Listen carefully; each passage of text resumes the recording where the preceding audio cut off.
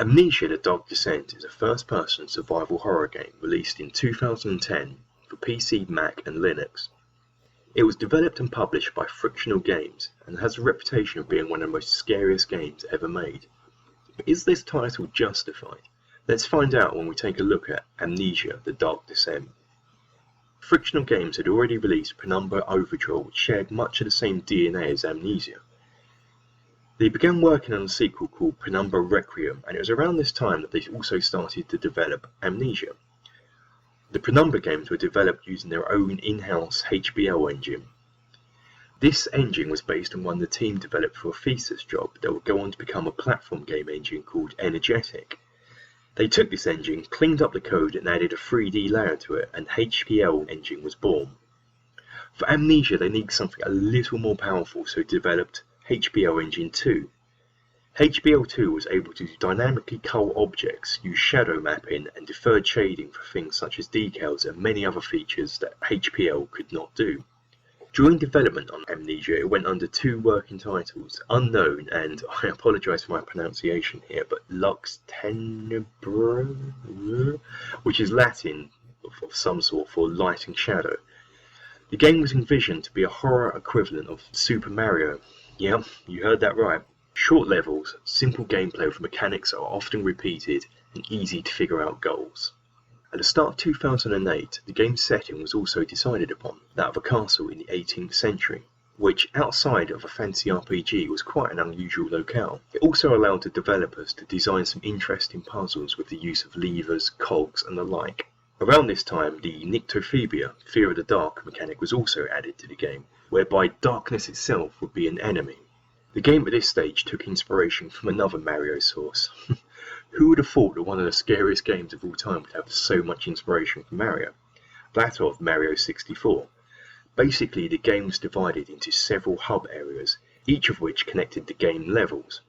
Once quests and puzzles are solved, new levels will become accessible and eventually lead to a new hub. Each level even saves stats such as quests completed, items found and completion time. Very Mario 64. It was around this time that the game name changed from Lux Tenebris to Unknown. Initially the game had combat elements included in it, similar to those found in Penumbra Overture, but these were removed when the developers encountered the same sort of problems faced in that, so it was decided to remove combat completely. In June 2009, the game underwent major changes. The Mario 64 hub world concept was scrapped for a more linear design, and the setting was shifted 100 years to the 19th century. It wasn't until January 2010 that the game was renamed as Amnesia, as Unknown was proving to be unpopular. On the 5th of February 2010, the game reached an alpha stage of development across all designated platforms, with a teaser trailer being released 2 weeks later, showing actual gameplay footage. The only kind of trailers that I am interested in. After a few pushback release dates, the game was released on 8th of September 2010 and received high critical acclaim. The game has sold really well, and as of September 2012 it has sold 1.4 million sales. The game is set in August 1839 and you play as Daniel, a man from London, who awakens laying on the floor of Brennenburg Castle with no memory of how he got there or who he is other than his name and that he lives in Mayfair and that something is hunting him. Shortly after waking you discover a note addressed to you that appears to have been written by yourself. In this note, Daniel learns that he has deliberately erased his own memory and that he is to descend to the castle's inner sanctum to kill Baron Alexander. Further mysteries and revelations are revealed the further you progress in the game, and as you would expect from such an opening, not all is what it seems. The game is played from a first-person perspective, and much like the older Penumbra games, makes heavy use of its physics engine to allow the player to pick up and manipulate almost anything that isn't nailed down. I love this feature and wish more games would make use of it.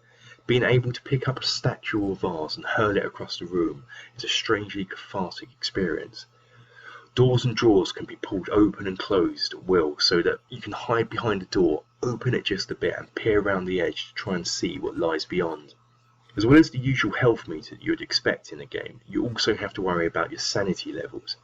Stay in the darkness too long, witness spooky events or stare at monsters and your sanity will plunge, leading you to madness, blurred vision and auditory hallucinations. Staying in the light will slowly help restore sanity, but solving quest puzzles is the quickest way to recover. If you find yourself in the dark, you can light candles, wall sconces and candelabras with any tinderboxes you discover, but doing so could attract the unwanted attention of some monster. Monsters will relentlessly give chase if they spot you, and when this happens, your only option is to run and hide as you cannot fight them. Be warned though, monsters are perfectly capable of tearing closed doors off their hinges and kicking away any obstacles that you may have put in their way, so choose your hiding place well. Speaking of the monsters, they are grotesque beyond belief, and the fact you cannot look at them closely just adds to the fear factor. I mean, look at Mr. Flappy Face here. Ugh. Then there is the invisible water-dwelling beast that you can only see by the splashes it makes in the water as it hunts towards you. I love this creature, it's terrifying as you can't even see it. As well as the impressive visuals, sound and music also play an important part in creating the unsettling atmosphere. The music was composed by Miko Tamura, who composed the music for the Number series and was released for download on the 17th of May 2011 and is highly recommended. On the 12th of April 2011, Frictional Games released an extra level for owners of the Steam version of Amnesia called Justin. I would tell you about this, but I've never played it. I have the Steam version of the game and cannot seem to find out how you start. Later on, this was made available to all versions of Amnesia. I still can't figure out how you play. I guess I'm just being brain dead. One of the brilliant features of Amnesia was its use of custom stories. People could use the tools for the HBL2 engine and create their own stories that would be downloaded and played by others, meaning that Amnesia is the game that keeps on giving, albeit it gives scares and frights. But that's what you like, right? There are hundreds of free custom stories available to play. Of course, they widely vary in quality from the amazingly good to the, well, quite frankly, shoddily poor. There was an indirect sequel released on the 10th of September 2013 called Amnesia, A Machine for Pigs. This was not actually developed by Frictional Games, instead it was handed over to the Chinese Room, who are best known for the source mod Dear Esther. The game did not follow on from the story of Dark Descent, nor did it involve any of the same characters, but it was meant to be set in the same universe, I guess. If you've played Dear Esther, A Machine for Pigs will be familiar in that it contains very little environmental interaction and mainly involves you walking from place to place. I never understood this. You had the first game where you could interact with almost anything and it was great fun, to Machine for Pigs where almost nothing was interactable and it was dull. As such, features such as inventory, draining light source and sanity were removed. Also, rechargeable health was implemented. Rechargeable health! I hate that in games. So basically, interactivity was removed. No inventory, no sanity, rechargeable health, and no worrying about your light source running out when you least wanted it to. So what was left to do? Walking. That's what. It's a walking simulator. You walk here, you walk there. Oh, and I have to walk over there. It sounds like I'm being harsh on the game. I did rather enjoy it. I found it to be, kind of relaxing. But that's the problem. It's not meant to chill me out, it's meant to freak me out. Right now, Frictional Games are working on a new IP called Soma, which is set in an underwater facility and should be a nice unique setting. Shut up, Bioshock. So what's left to say about Amnesia? Is it one of the scariest games of all time? Yes. Yes it is. It doesn't really rely on jump scares, but on building up a creepy and unsettling atmosphere, so that when you do get chased by a monster, your heart is already pumping hard. One thing I will say about the game is that it kick-started the whole Let's Play beta game trend, where games were developed solely for the purpose of getting people to Let's Play them on YouTube while screaming at the top of their voices.